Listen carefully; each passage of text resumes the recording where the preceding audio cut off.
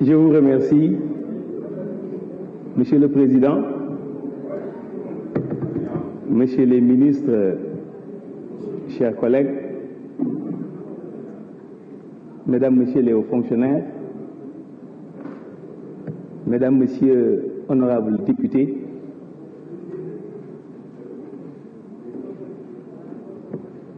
à ces honorables députés, je vous confonds tous dans mes remerciements.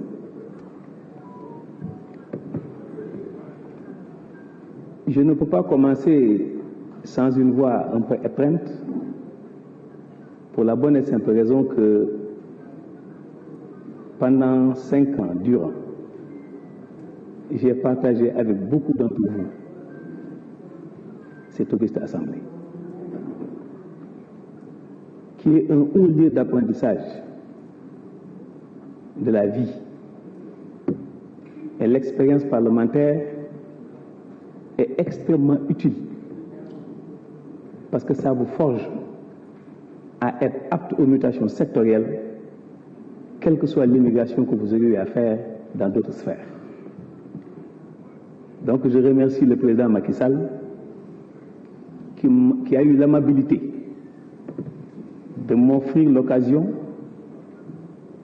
d'avoir été député dans le cadre du Benno Bokk Yakaar, mais aussi aujourd'hui ministre de la République.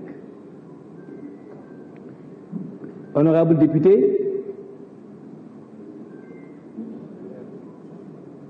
j'ai été particulièrement sensible aux 30 secondes que les femmes du groupe parlementaire Benno Bokk Yakaar ont eu à observer.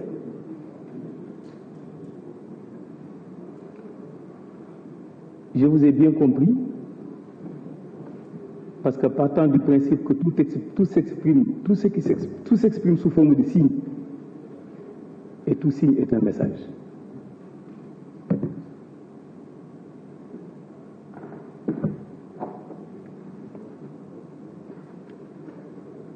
Je m'associe totalement à votre démarche.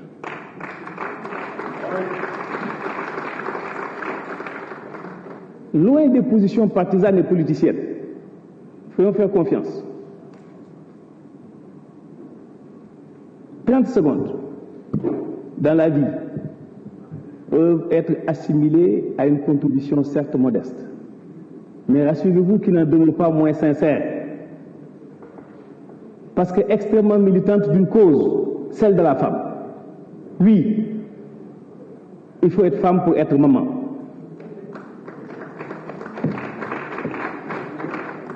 Maman, c'est le premier mot que balbutie un enfant. Mais maman, c'est le dernier mot que murmure les lèvres d'un mourant. Respectons maman, respectons nos femmes.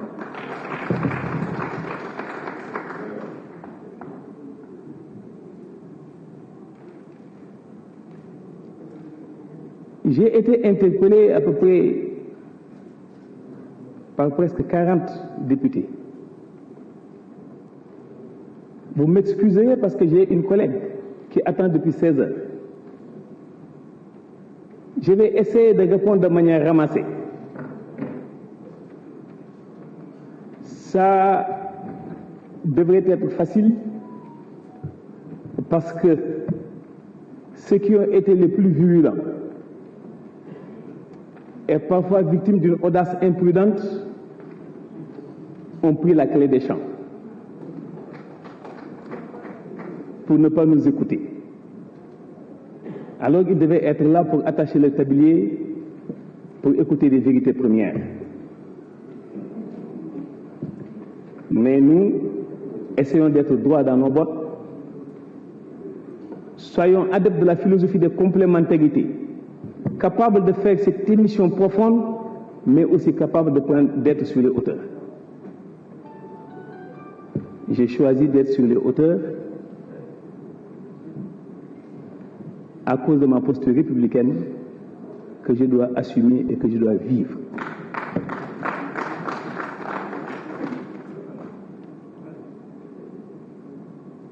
Beaucoup de thèmes ont été développés ici. La problématique des licences de pêche, les chambres frigorifiques non exploitées, les pirogues en fibre de verre, l'approvisionnement du marché en poissons, les camions frigorifiques, les quais de pêche, la géolocalisation, les aides de transformation, le dialogue direct avec les pêcheurs, l'affaire RMO, les TIFA dans le département de Dagana, la SNCDS, SCASA, le marché central aux poissons, le cas de Lumpoul, la vente des produits halieutiques par les Chinois en France, etc., etc. J'avais dit en commission, et malheureusement Guy n'était pas là-bas, et quand il a eu l'audace, mais pas le courage, de commenter le rapport de la commission, ce n'était pas surprenant qu'il fasse hors sujet. Et l'expérience parlementaire, ça ne s'acquiert pas en 2 mois. On peut finir 5 ans et n'en connaître qu'un bout. C'est la raison pour laquelle, par rapport à la problématique des licences de pêche, j'avais dit, si vous n'avez pas tous les éléments d'appréciation, ne jugez pas. Si vous en connaissez un bout, abstenez-vous. Et si vous n'en savez rien, allez-y demander aux gens de savoir.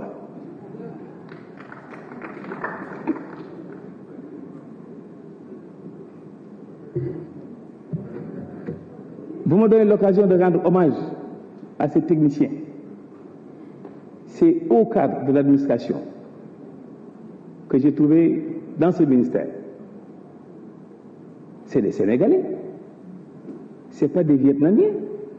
Pourquoi les dégager? Ils n'ont aucune appartenance politique.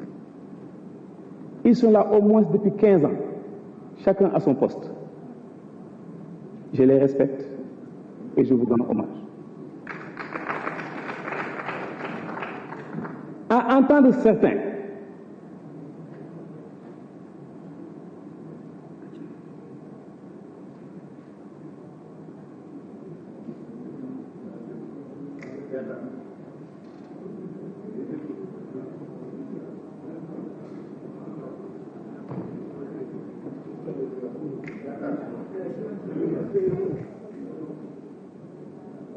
mes chers collègues, je vous remercie. À entendre certains,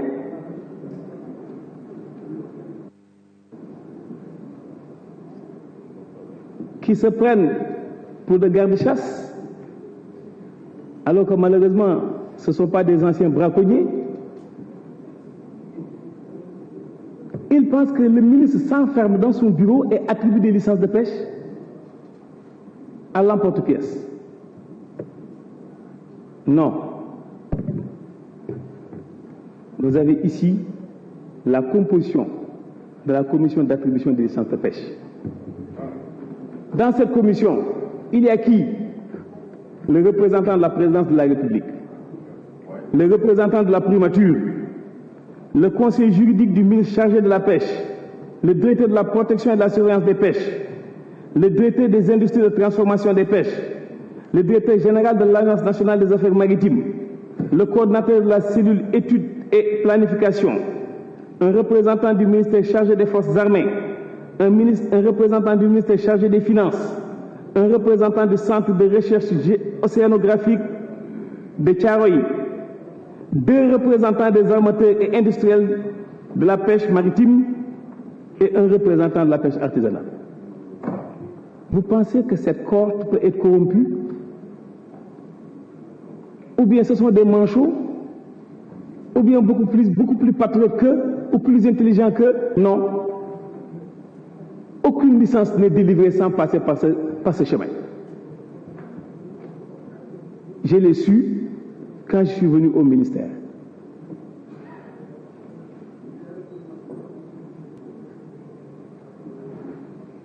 Nous avons 127 licences pour les bateaux sénégalais et 25 pour l'Union européenne. moins de 150 licences. Là où la Guinée-Bissau est à 292 et la Mauritanie plus de 300. Nous voulons vivre en autarcie. Les Guet-Ndaguiens disent non. Uniquement les Guet-Ndaguiens ont 500 licences en Mauritanie pour pouvoir pêcher. Nous avons des licences en Gambie. Nous avons des licences en Guinée. Nous avons des licences en Guinée-Bissau. Alors que les pêcheurs de ces pays n'ont pas de licence chez nous.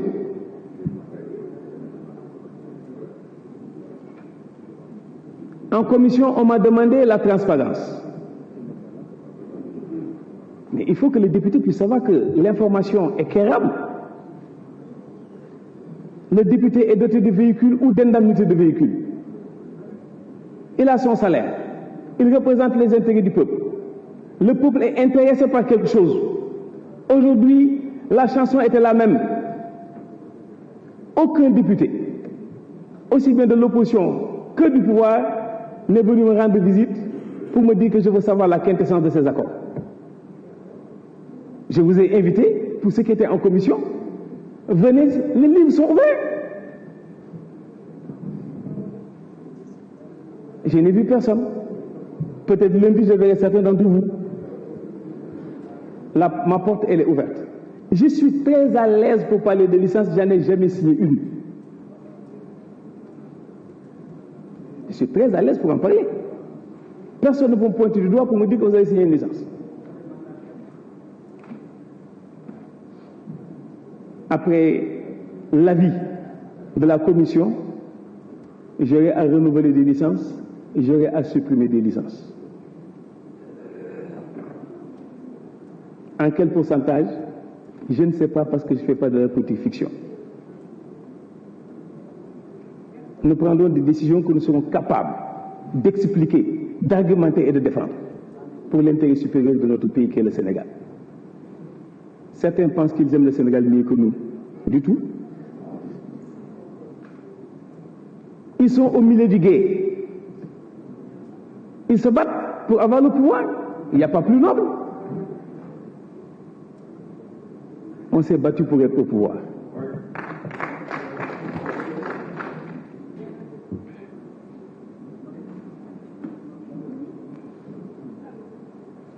Il y a un député qui m'a dit qu'il fallait, dans l'intitulé du ministère,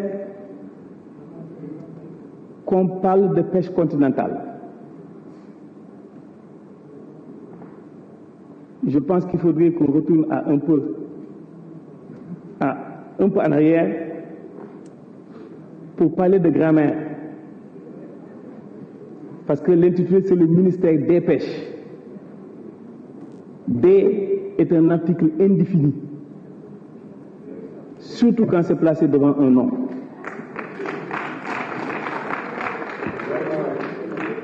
Donc ce n'était pas la peine de se répéter parce que ce serait de la redondance.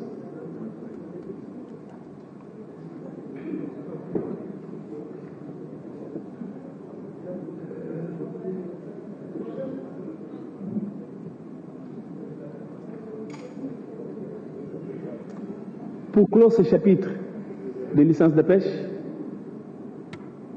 si nous prenons 150 licences divisé par 212 000 km², on aurait 0,00070 navires par km².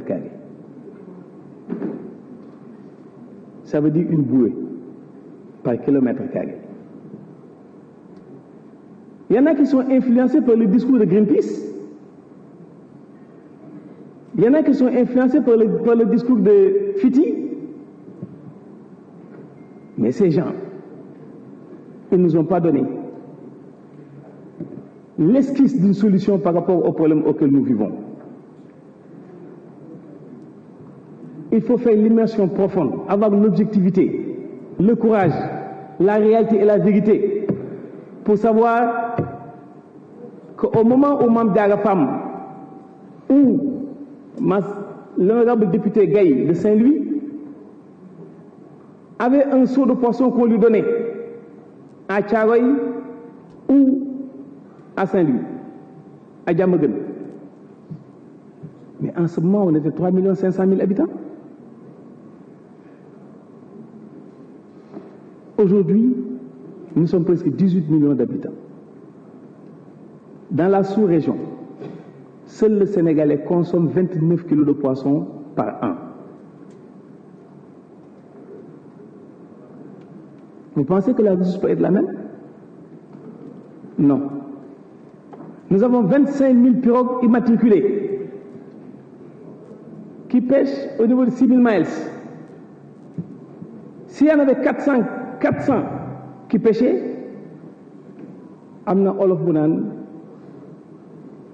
bu fukki géej tëmbee fukki gaal bu ñu tëmbee sumu jun dem nappi jën bu nekk gaal ga la jàpp da nga ci moom ba nga tëmbul. 25 000 pirogues immatriculées, 6 000 miles. Vous pensez que chacun peut prendre une tonne? Non. Tout ce que je dis, c'est scientifique. La politique est de côté, parce que nous parlons au peuple et à la nation. Il nous faut réfléchir par rapport à des solutions. Et si même c'est par hasard, ce qui n'est pas le cas, l'intitulé du nouveau ministère de l'Agriculture, de l'équipement rural et de la souveraineté alimentaire. C'est la nouvelle trouvaille du président Macky Sall. Souveraineté alimentaire, qui fait une globalisation de l'ensemble du secteur primaire, élevage, pêche, agriculture. Parce que, chers amis,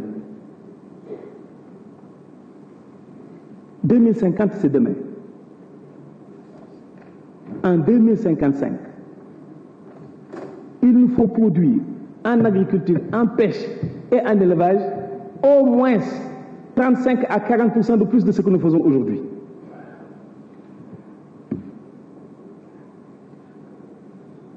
La critique, elle est simple, mais c'est l'art qui est difficile. Nous devons avoir dès maintenant cette vision prospective. Pour aller où? Certains me disent que l'aquaculture n'est pas la solution. C'est un débat ouvert, mais de manière scientifique. La Chine, 1 milliard d'habitants. L'Inde, 1 milliard d'habitants. La Corée du Sud, 58 millions d'habitants.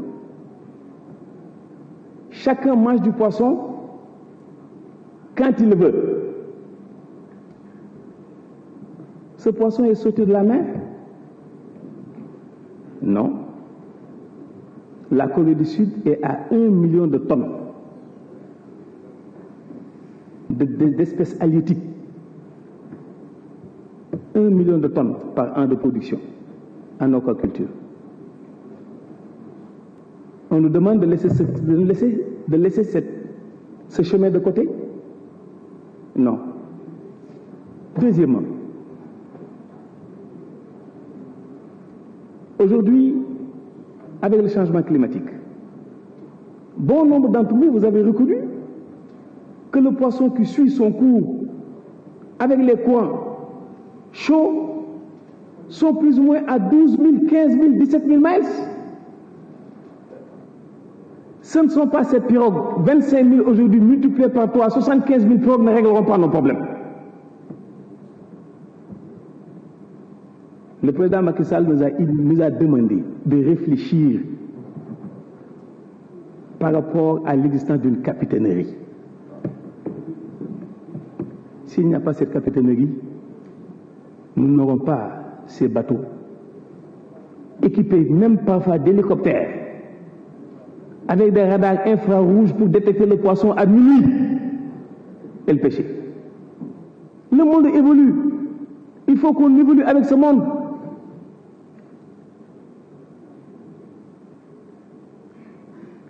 Ce manque de mutation sectorielle, de volonté politique pour y aller, est parmi les causes, origine même, de la situation qu'on a vue aujourd'hui. Aujourd'hui, mon ami Barthélémy, qui m'a dit qu'il va voter mon budget à la seule condition qu'on arrête les licences de pêche pendant 1 an. Il a dit arrêter, d'autres disent supprimer. Qui est le plus intelligent? C'est un homme politique qui a été bien formé, qui est passé par une école politique, pour ne pas être comme un couperet. Après, aller voir un chirurgien pour racoler. Non. Il a dit, arrêtons. Donc lui, il met en backup, en back-office, la possibilité de revenir. J'apprécie cette attitude qui donne à réfléchir. Mais dégager. Nous ne voulons de rien. Dégagement à l'emporte-pièce. Non. J'étais à bâbord. Aujourd'hui, je suis à tribord. Avec les caméras, parfois il y en a qui perdent leur self-contrôle.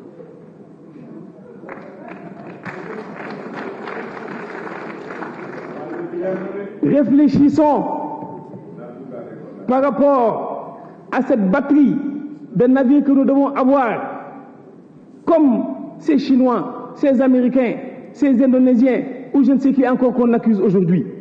Non. Nous devons tendre la main aux Nordiques. Je sais de quoi je parle. J'ai fait 32 ans de Maersk Line, la première compagnie de navigation maritime. C'est là où j'ai connu ce capitaine d'industrie.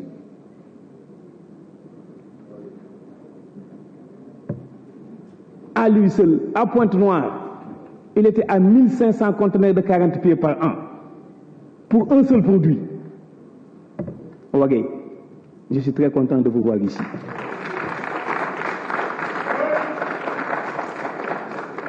Vous êtes un homme de suffisance, un homme de capacité. Il faut suivre l'exemplarité de sa démarche en tant qu'acteur économique. Et si vous venez en politique, vous ne cherchez rien du tout. Vous êtes venu pour être à la disposition de votre pays.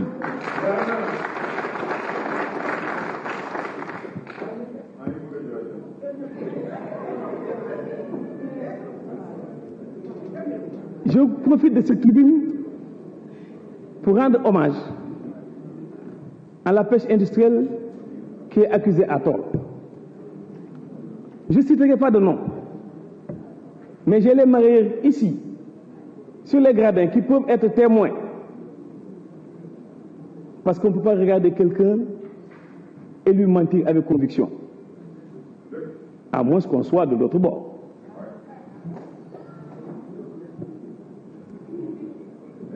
Ces industriels bénéficiant de la possibilité d'entreprise à l'exportation sur demande du président Macky Sall,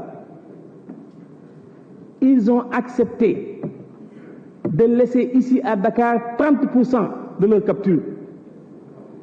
Aujourd'hui, en faisant la constellation de l'ensemble de ces accords, nous sommes à 65 000 tonnes qui ne seront plus exportées et qui vont rester au Sénégal. Vous pensez que nous dormons? Non. Nous avons blanchi en 2 mois, bien qu'on ait l'âge de nos artères. Je rencontrerai monsieur le directeur de la DITP la semaine prochaine. Au moins 17 industriels qui étaient complètement tournés vers l'exportation, surtout l'exportation du petit pélagique. Je pense que, allègrement, nous aurons pour 2023 au moins 75 000 tonnes de poissons non exportés et qui resteront ici. Plus ce qu'il y a ici en plus, je pense que si le marché ne sera pas couvert totalement, mais le prix va baisser et le produit sera à la portée des populations que nous représentons.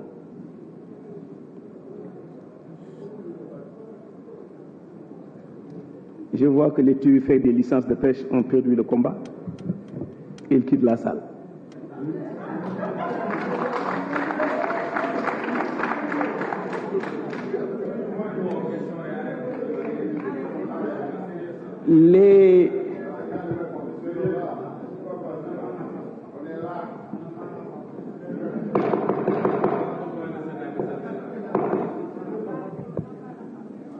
Honorable député, merci d'écouter. Monsieur le Président. Monsieur le ministre, merci de conclure.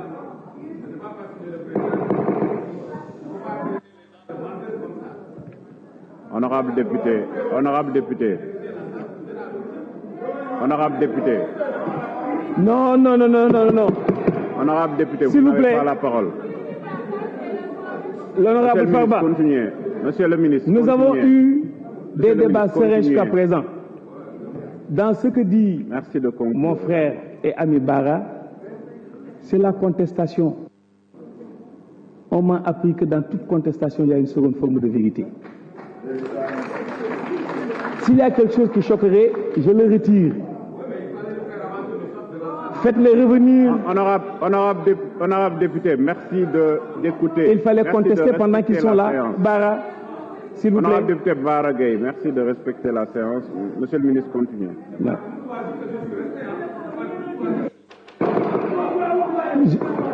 Je sais les rapports que nous avons, Bara. Merci. Alors, en parlant des camions frigorifiques, Passez à la conclusion. j'ai reçu les mareyeurs. Je leur ai parlé. Et je pense que aujourd'hui, nous avons 70 camions frigorifiques. 70 camions frigorifiques que nous devons distribuer à tous les mareyeurs. Il faudrait d'abord qu'il y ait un consensus en interne. Et lorsqu'il y aura un consensus en interne, il viendra vers le ministère et nous passerons à l'action.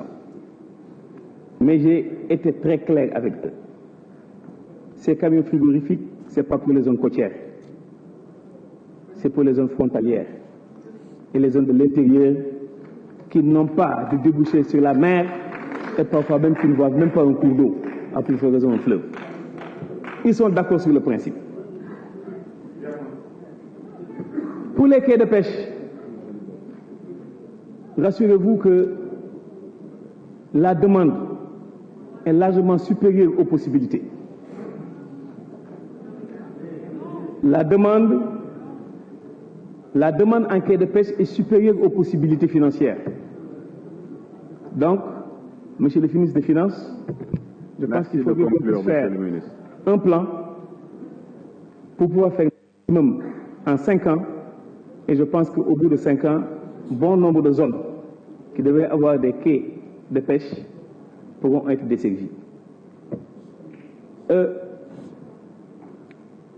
Une députée ou un député a eu à me poser la question par rapport à Kafountine.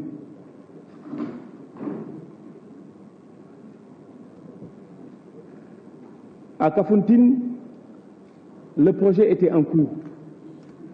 Mais on s'est rendu compte que faire un quai de pêche en l'état, c'est mettre de l'argent à l'eau parce qu'il faut construire d'abord les brise-lames.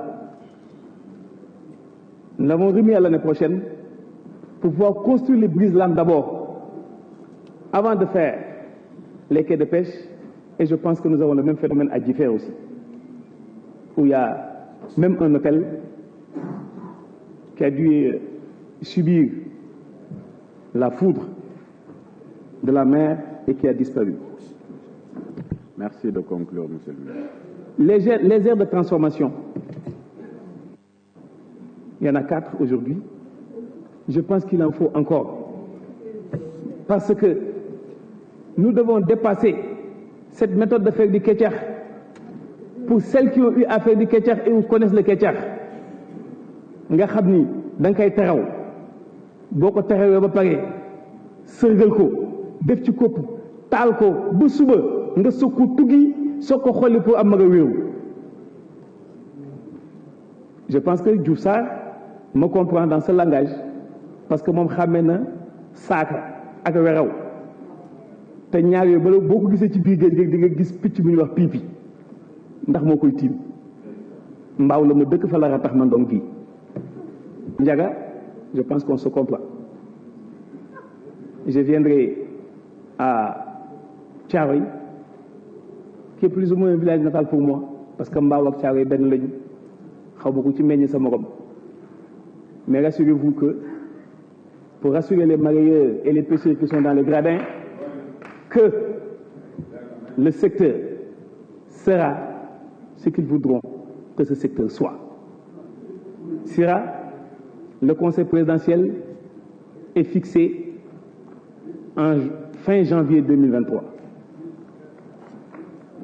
Et je pense que les avancées qu'on a eues au niveau du port de Dakar, je ne manquerai pas de le souligner et de féliciter du haut de cette tribune et devant la nation. Et pour le compte des importateurs, Monsieur le Directeur général, je pense que je suis encore à mes souvenirs et à mes habitudes de parlementaire, parce que qui dit un parlementaire conjugue le verbe parlementer. Je vous remercie.